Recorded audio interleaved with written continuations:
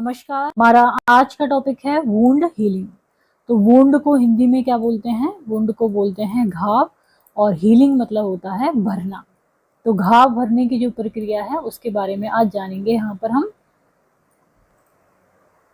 तो wound healing से पहले हम जान लेते हैं कि वुंड जो होता है वो कहाँ पर होता है, और हमारे जो शरीर है उसका जो प्रोटेक्टिव लेयर है वो क्या है। तो स्किन क्या है? लार्जेस्ट ऑर्गन है in the body and covers the bodies entire external surface. जो भी बाहर का हिस्सा है वो स्किन से, त्वचा से क्या होता है?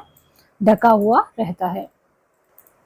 तो स्किन, कॉर्निया जो आंखों में होता है, और सबक्यूटेनियस टिश्यूज, म्यूकस मेम्ब्रेन, ये सब क्या है? फर्स्ट लाइन ऑफ डिफेंस है against threat from the external environment. हमारे जो बाहर का एनवायरमेंट होता है उससे मिलने वाली जो थ्रेट है उसके लिए ये सब चीज क्या है? फर्स्ट लाइन डिफेंस है। क्या क्या चीजें? Skin, cornea, subcutaneous tissue, mucous membrane.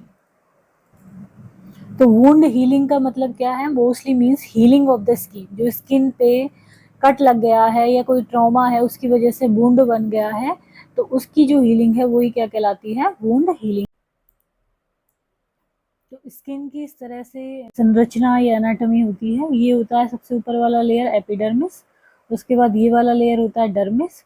यहाँ पर ब्लड वेसल्स होते हैं, और ये फैट सेल्स होते हैं, और ये फेशिया सुपरफिशियल होती है। इस तरह से ये लेयर्स होती हैं इसमें, और ये होती है मसल लेयर। तो इसमें जब कट लगता है तो यहाँ पर क्या बन जाता है? वुंड बन जाता है। किसी भी वजह से, कट से, ट्रॉमा से, इस तरह से यहाँ पर क्या बन जाता है? वुंड बन जाता है। सम फैक्टर्स में कॉज इम्पेयरमेंट और break in this line of defence. इस जो डिफेंस लाइन है ये स्किन की, इसमें क्या है? ब्रेक हो जाता है किसी फैक्टर्स की वजह से, causing impairment of tissue integrity. तो जो टिश्यू होते हैं उसमें इंटेग्रिटी में क्या होता है? इम्पेयरमेंट, रुकावट आ जाती है, इंजरी हो जाती है। इसमें से मोस्ट कॉमन कॉज क्या होते हैं? जैसे कि फिजिकल ट्रॉमा हो गया, car accident, sport injury, cuts, blunt trauma. Other हो गए जैसे कि थर्मल फैक्टर, बर्न हो गया, फ्रॉस्ट बाइट हो गया, केमिकल इंजरी की वजह से हो गया, adverse reaction to drug, infection, nutritional imbalance, fluid imbalance, altered circulation, pressure injury, इन सब से हो जाता है ये। अब वुंड क्या है? Wound is a disruption of the normal structure and function of the skin. जो नॉर्मल स्ट्रक्चर होती है स्किन की उससे डिसरप्शन होना, और उसका फंक्शन का डिसरप्शन होना स्किन का, या सॉफ्ट टिश्यू आर्किटेक्चर का, वो क्या कहलाता है? वुंड। तो ये wound is a disruption of the normal structure and function of the skin and soft tissue architecture. Wound healing क्या है? एक कॉम्प्लेक्स प्रोसेस है, कॉम्प्लेक्स फिजियोलॉजिकल प्रोसेस है that restore function to the skin. ये क्या करता है? स्किन की जो फंक्शन है उसको रिस्टोर करता है, and tissue and that have been injured. जो स्किन या टिश्यू इंजर्ड हो गए हैं उनके फंक्शन को रिस्टोर करने वाली प्रोसेस है वुंड हीलिंग। अब फेजेस, ये इंपॉर्टेंट है। फेजेस क्या क्या होती हैं वुंड हीलिंग की? तो फेजेस ऑफ वुंड पढ़ने से पहले हम टाइप ऑफ वुंड और पढ़ लेते हैं कि वुंड कितने तरह के होते हैं। तो ये क्लोज्ड वुंड और ओपन वुंड होते हैं। क्लोज्ड वुंड का मतलब है the surface of skin is intact. जो सरफेस होती है स्किन की वो इसमें इंटैक्ट होती है, बट द अंडरलाइन टिश्यू में भी डैमेज। लेकिन अंदर के जो टिश्यू है उनमें डैमेज हो सकता है, जैसे कि कंट्यूजन, हेमेटोमास और स्टेज 1 प्रेशर अल्सर आते हैं इसमें। देन दूसरा टाइप होता है open wound. The skin split हो जाती है, क्रैक्ड हो जाती है, and underlying tissue are exposed to the outside environment. जो अंदर के टिश्यूज हैं वो बाहर की तरफ एक्सपोज हो जाते हैं इसमें, ओपन वुंड में। अब पढ़ेंगे हम phases of wound healing. When skin is injured there are 4 phases of wound healing. 4 phases होती हैं इसमें। Hemostasis, inflammatory, proliferative and maturation. तो सबसे पहले हम पढ़ेंगे हीमोस्टेसिस। तो हीमोस्टेसिस क्या है? This phase last up to 60 minute तक की चलती है, depending on the severity of the injury, और इंजरी की सीवियरिटी पे डिपेंड करता है। The process of wound healing closed by clotting. तो जो वुंड है इसमें क्या होता है? इस हीमोस्टेसिस में क्या होता है? हीमो मतलब ब्लड से संबंधित, और स्टेसिस मतलब स्टॉप एक तरह से। तो वहां पर जहाँ वुंड बना है वहां पर जो ब्लीडिंग हो रही है वहां पर क्या हो जाती है? उसकी क्लॉटिंग हो जाती है इसमें, जिससे कि खून ज्यादा नहीं बहे, हैपन्स वेरी क्विकली, बहुत जल्दी से होता है। Start when blood leak out of the body, then blood vessels constrict, तो ब्लड वेसल्स क्या हो जाती हैं, कॉन्स्ट्रिक्ट हो जाती हैं, रेस्ट्रिक्ट करती हैं किसको, ब्लड को फ्लो होने से रोकती हैं। द प्लेटलेट, यहाँ पर प्लेटलेट क्या हो जाती हैं, एग्रीगेट हो जाती हैं, इकट्ठी हो जाती हैं और adhere to the sub endothelium surface पे ये अडहेयर हो जाती हैं within seconds of the rupture of a blood vessels epithelial wall. जैसे ही एपिथेलियल वॉल जो होती है उसकी ब्लड वेसल रप्चर होती है, वैसे ही यहाँ पर प्लेटलेट क्या होने लग जाती हैं, एग्रीगेट होने लग जाती हैं।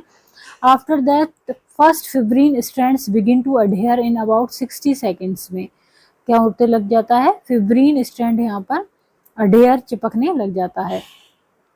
As the fibrin mesh begins, the blood is transformed from liquid to gel through procoagulants and the release of prothrombin. Prothrombin के रिलीज से यहाँ पर फिब्रिन मैश बनने लग जाता है। द फॉर्मेशन ऑफ थ्रोम्बस और clot keeps the platelet and blood cell trapped in the wound area. और जब यहाँ पर थ्रोम्बस बनता है जो, तो यहाँ पर जो प्लेटलेट है और ब्लड सेल्स हैं क्या हो जाती हैं, ट्रैप हो जाती हैं वुंड एरिया में। तो जो हीमोस्टेसिस फेज है उसमें मेनली क्या हो रहा है, वहाँ पर ब्लड क्या हो गया, जहाँ पर वुंड है वहाँ पर क्लॉट हो गया और ब्लीडिंग को रोक लिया। दूसरी फेज होती है इन्फ्लामेटरी फेज। इसमें क्या होता है, begins right after the injury when the injured blood vessels leak transudate। जब इंजर्ड जो ब्लड वेसल्स हैं उनसे ट्रांजुडेट निकलता है। ट्रांजुडेट क्या है, वाटर, सॉल्ट एंड प्रोटीन का एक क्या है बना हुआ होता है ये, कॉजिंग लोकलाइज स्वेलिंग। तो जब ये निकलते हैं पानी, सॉल्ट और ये, तो ये वहाँ पर लोकलाइज क्या हो जाती है, वुंड वाले एरिया पे स्वेलिंग हो जाती है। Inflammation both control bleeding and prevent infection. तो इसमें क्या होता है, ब्लीडिंग को भी प्रिवेंट करता है और इन्फेक्शन को भी प्रिवेंट करता है। The fluid engorgement allow healing and repair cell to move to the site of the wound. तो यहाँ पर जो फ्लूइड एंगोजमेंट होता है उससे क्या है, हीलिंग होती है और रिपेयर करता है ये सेल को, कहाँ पर, वुंड साइट पर। During the inflammatory phase damage cell pathogens bacteria remove from the wound area. तो जो इन्फ्लामेटरी फेज होती है उसमें जो डैमेज सेल होती हैं और पैथोजेंस और बैक्टीरिया हैं वो वुंड एरिया से रिमूव कर दिए जाते हैं। The white blood cells, growth factor, nutrient and enzyme create the swelling, heat, pain and redness commonly seen during the stage of wound healing. तो यहाँ पर जो वाइट ब्लड सेल्स होती हैं, WBC जिनको हम बोलते हैं, ग्रोथ फैक्टर, न्यूट्रिएंट और एंजाइम है, ये क्या करते हैं, स्वेलिंग, हीट और पेन और रेडनेस क्रिएट करते हैं और ये क्या करते हैं, स्टेज ऑफ वुंड हीलिंग होती है इस दौरान।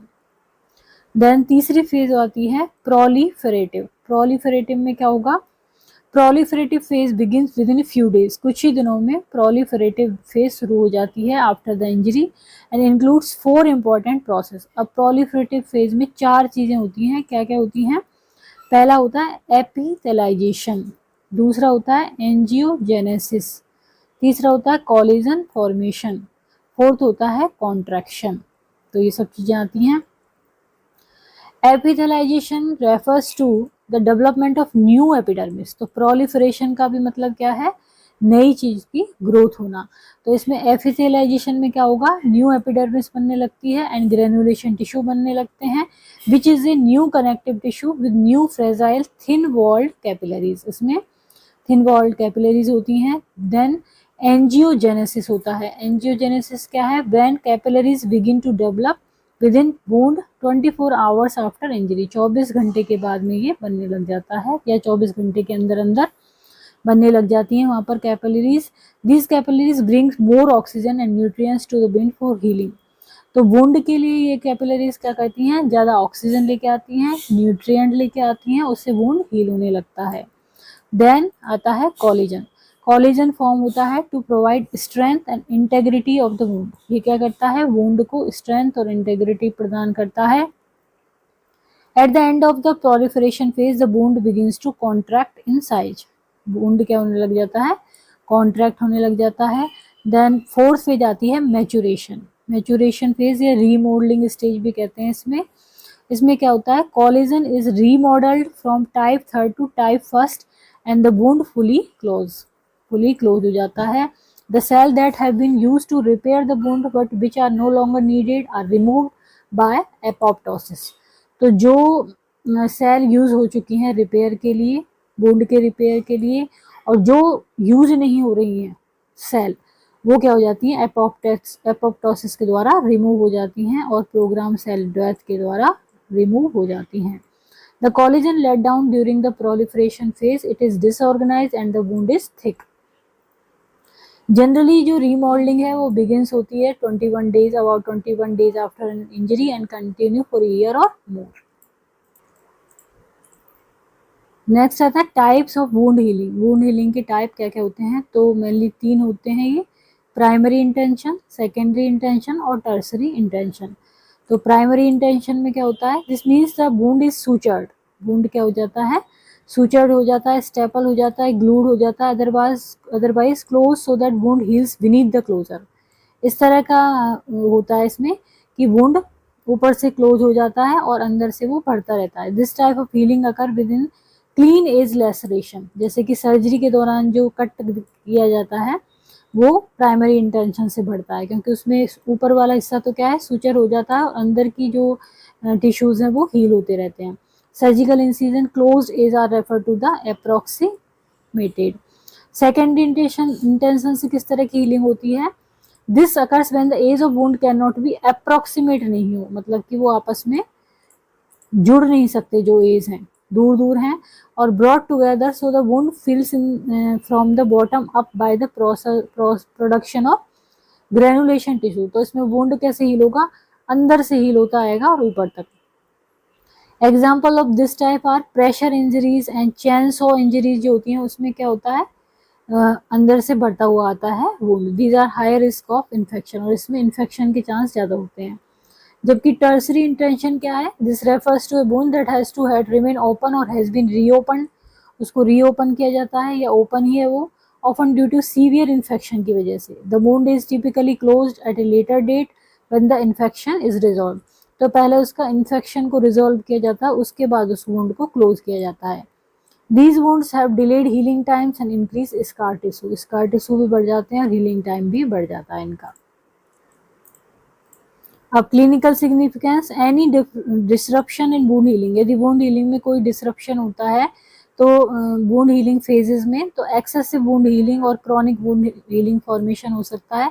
एक्सेसिव वुंड हीलिंग में क्या होगा, इसमें abnormal form of wound healing that is characterized by continuous localized inflammation होता रहता है। एक्सेसिव कोलेजन सिंथेसिस होता है इसमें, abnormal collagen turnover and exaggerated ECM accumulation, जैसे कि ज़्यादा हीलिंग हो जाती है, उससे क्या है, स्किन के ऊपर इस तरह से कीलोइड्स या हाइपरट्रॉफिक स्कार आ जाते हैं।